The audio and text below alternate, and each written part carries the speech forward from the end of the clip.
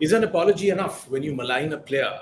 Now, this has happened because the reference to the context is that the former hockey coach of India, both men and women's, if you remember, was a Dutchman called Sjoerdmarijne. And he wrote a book about a year ago where there was a straight reference at the then hockey captain Manpreetsingh, and he made an observation that Manpreet had asked him to drop a few players so that some of his own players, which is Manpreet's, could get into the team. Let me go straight to Sandeep Mishra on this topic, and it's a pretty happening one. Sandeep, you have met sjoerdmarijne multiple times at that point, and you had also interviewed him.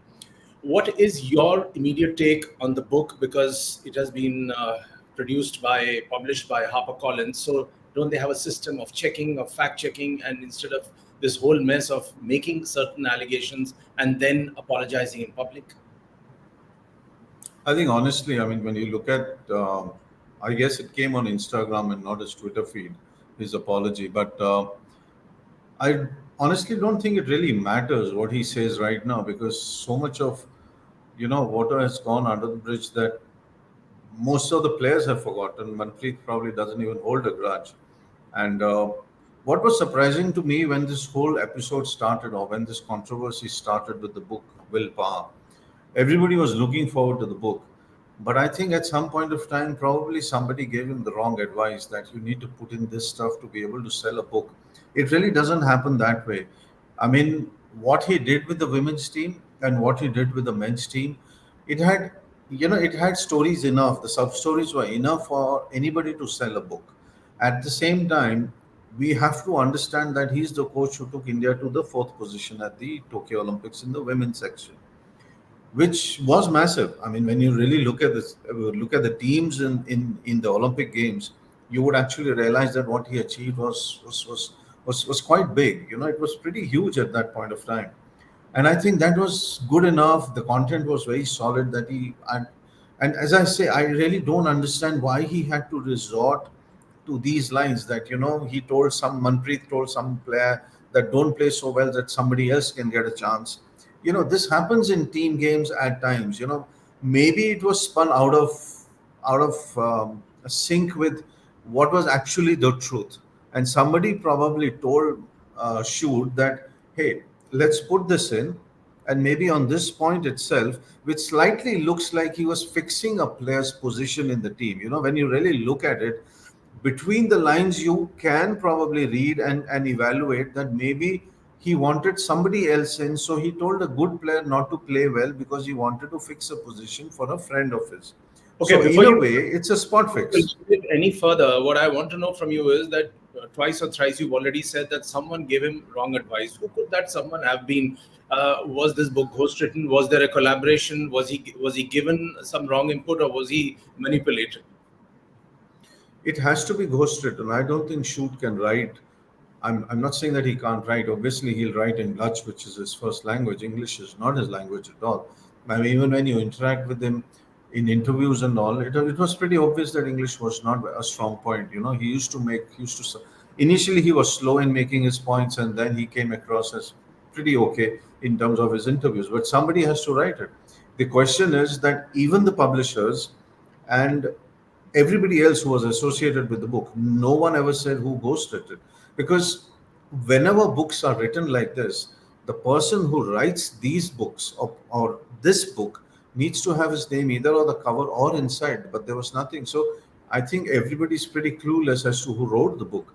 So the question again comes back to the publisher, that let's say, for example, I wrote the book, and these were the chapters, and these were the situations in the book. Wouldn't you double check, triple check it four times, try and go to Manpreet to try and get a quote, maybe go to other people and ask whether this happened or not and put their quote? I didn't see anything of that. I have read the book. I kind of sat and read through it for 5 6 hours when it was released and then taken away from the shops. Fortunately, one of those books had arrived, so I could get through it before it was taken away. But nothing in the book was extraordinary that anybody who, number one, covers hockey, and number two, who watches hockey, and number three, the fan who off and on watches hockey, probably didn't know what was written in the book. So it came out to me as a very big surprise that you picked on this incident to sell a book. So I Okay, think somebody that my point here is that I still remember the time that Sjoerd was leaving, and there was a lot of emotion about his leaving. I remember that video call where Prime Minister Narendra Modi joined them, and he said in Hindi, "आप लोगों को रोना नहीं है, रो मत," because the girls were crying, and it was a great moment for sjoerdmarijne. If I were sjoerdmarijne, I'd do nothing to piss off the Indian Hockey Federation, the players, as well as the management. And even if I have to sell a book, why do something as ridiculous? And point two, which I know you will come to, is that he made a reference to a woman player who supposedly had an impaired vision in one of the eye. So is it only to sell a book, or is it just something which has gone horribly wrong? I think if I get into this area of assuming a little bit, let's say 10%, I think the reason to put Manpreet's name in there was maybe he had something which was personal slash professional issues with Manpreet. That's the reason he mentioned that. Otherwise, when I look at the history of the period he was a coach, when he became men's and then he went back to women's, I don't see anything. I actually see a lot of good things. So I come back to that point, why put this in unless you have an issue with it or you have an issue with the player? And I think when the players came back from the Commonwealth Games, I think a group of them which were led by Manpreet. When I say led, I mean not led like a group that's going on to do something, but led because he was the captain. They went and said that they're probably not getting across to the coach shoot, so they need a coach change. That's why at that point you heard Harinder coming in. The results of shoot were not the same as what the results of Harinder were. Harinder took the team to the Champions Trophy, the last of the Champions Trophy final. He played well. The team did well. So I think there was a personal angle, even if it was 1%, 2%, 5%, 10%, not more than that. But there was an angle a reason to put that in the book. So, and you say that, he had a great fan following and all of that. Shoot was a smart coach. I have no doubts about that. He just didn't understand what this country actually requires from a coach. Listen, we have spoken about this hundreds of times, this whole cultural part about this country, that a coach who comes in from Europe or a coach who comes in from Australia is slightly different in the way he anticipates players anticipate him. I think that's where he went wrong. And the reason of him going back, let me be very, very frank on this, he knew this is as good as it gets. He was smart enough to understand that beating Australia was as good as it gets in an Olympic Games. Australia had the run of the play. We defended well. We were lucky also. We went through, and Australia couldn't.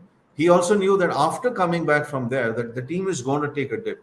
So why not go on the top? And that's the reason he left. But that has nothing to do. I'm just taking it a little to the side to be able to understand or make people understand Shoot's personality in a way that everything he does, there's a certain amount of meaning to it, or why he wants to do it. He's not always plain and simple. I never found that, and I covered him right from the time he became the coach of the men's team in 2017, the Asia Cup in Dhaka. I interviewed him a couple of times, but his answers were a little, he used to wind you up. He used to go round and round. Okay, why is this player? Why do you think this player is good, and why do you think this player is not? And then he'll ask. His usual thing was he'll ask you a question. Why do you think it is? Then I'll reply. So he was actually trying to find his feet at that point of time. But I believe that the book was a bad point, and I think it's going to take a lot of time for him to recover from what he left here. And I think a lot of people will remember him not because he did the team good. He also put in a lot of good stuff in the men's as well as the women's team. But everybody's going to remember him because of this book and this whole stupid incident that he tried to narrate inside what he, you know. Cricketers have often released books, and there is this tendency to juice it up because they feel that if it is a bland story, recapping their whole career and big moments and low moments and personal problems, so that's not good enough. So they have to say something about a bigger player or a coach, and we've seen those points being talked about. So is that pressure always there in sports autobiographies or a recap or in these kind of books that they need to juice it up where they go wrong? You know what? You can juice up a sport that's massively popular. When I say massively popular, I mean that takes 80%, 90% of the landscape. Hockey doesn't take that. Hockey is a sporadic sport that happens once in 2 years, once in 4 years, the Asian Games, the Olympic Games, the World Cups, the Asia Cups, the Asian Champions Trophy. And then you have a lull period of 2, 3, 4, 5 months where nothing happens and nobody really bothers or cares about it. So for a sport like this, you actually have to dive deep. I think Shoot Marine lost the opportunity of a lifetime where he could have brought out things that probably would have stood for the next 10 years. The reason why he came in, the reason why he moved to the men's, the reason why he came back to the women's, the whole legacies of what he left, the players that he the players that he took to the Asian Games final in the women's team, his interactions with them, his personal interactions with them would have made compelling reading. I mean, honestly, I've gone through the book. For me, it's a 1 hour read, a 2 hour read. Of course, I'm a journalist who covers the sport. So for me, a lot of things are probably, I have seen them. Okay, I know this, I know this, I know this. But honestly, I also read a lot about sports literature, and I do understand that sports that are not popular in that sense, for example, cycling, you will see some fantastic books on cycling because they go deep into it. What Shoot did was he tried to go deep into these stupid incidents and not go deep into the team's psyche. He should have gone into the team's psyche. He should have written at least 2 chapters on Manpreet Singh itself as to what he felt about the captain, as to what he felt about when the captain went to the Hockey India and said that okay, we don't want this coach. We could have easily formed a kind of, or we would have an insight into what Shoot thinks of himself as a coach when confronted with a team that didn't want him. Those make compelling reading. This doesn't make. This is stupid content that you play around with, and I'm surprised that the publishers did that. Okay, before winding up the show, I do want to come to this point of legal indemnification. You've written 4 books. You know how the publishers work and the importance of fact checking. And the last bit is that if an author wants to introduce something um, which is liable to be hit by some litigation or is contentious, maybe that's the right word, then the process of legal indemnification kicks in, where the publisher might say that you need to take the onus of being hit by any suit. It should be on you. So, could that have happened with Short? And also because his book was taken off the shelves in India, and he's lost a business opportunity. So this is a year late, which is why the apology came. I'll tell you what happened. When you write anything other than cricket in this country, you first face a wall. How much will it sell? अरे कितना बिकेगा? कोई पढ़ेगा कि नहीं इसको? अरे कौन जानता है इस चीज को? That those kind of stupid questions are thrown at you. I think at some point the publishers must have said, "Hey, you got these little sensitive areas in the book. क्या करना है?" अरे कौन पढ़ने वाला? इतना इतना कोई issue नहीं होगा. Nobody cares about the sport. Don't worry. But book nikal jayegi. You don't have to really worry about that. I'm telling you, this is exactly what happened. A good publisher would have gone to a legal advisor, which they already have in plenty, and he would have easily pointed out these areas. I remember a couple of books, even in Dhanraj's book, there were areas that the publisher really wanted to understand from a legal standpoint. That if Dhanraj went and filed a case, then what happens? So the legal standpoint at that time, I very clearly remember, was that yes, he can go. Remember one thing, publishers sometimes do welcome these, कि चलो legal case हो गया, publicity हो गया, ये हो गया, वो हो गया. But they didn't expect that the team that he coached is going to come so strongly against him. And I don't think Should even anticipated this. The publishers didn't anticipate, the coach didn't anticipate, and whoever wrote this book for him or host wrote this book for him probably used the same lines. Nobody will really bother about it, so it'll just go like that. No, all these guys, they don't like anything like a stick. Who likes a stigma at the end of the day? Would Should like a stigma against him if I say that, maybe he probably overreached with the national team, in a sense that he probably tried to do things that were just not fitting in. But what he did was, at that point of time, in a couple of interviews, he would kind of say the players are not listening. Now that's a line that no coach should ever take, that a player is not listening. If you are man enough, in a sense, coach enough, you make the player listen. That's how it happens. And coaches fall by the wayside. See dozens and hundreds of them on a daily basis across the world in sport who can't control teams. These are strong teams. And I think Manpreet's reaction, the women players' reaction that happened, the Hockey India coming and reacting against him actually made a lot of people realize that Shoot was not in a comfortable position vis-a-vis the team, vis-a-vis the women's team, and vis-a-vis the Hockey India. So he found himself a little outside of the spotlight there. And this is probably what the publishers didn't realize or anticipate. And they said, ठीक है hockey है चल जाएगा पर नहीं चला ना book रुक गई and now after such a long time you're giving an apology which sounds very stupid and churlish. And suffice to say that the doors of Indian hockey are now closed on sjoerdmarijne forever. Indian hockey can surprise you at any moment of time. And I think even Sjoerd knows that completely. But yeah, I don't think he would want to come back here.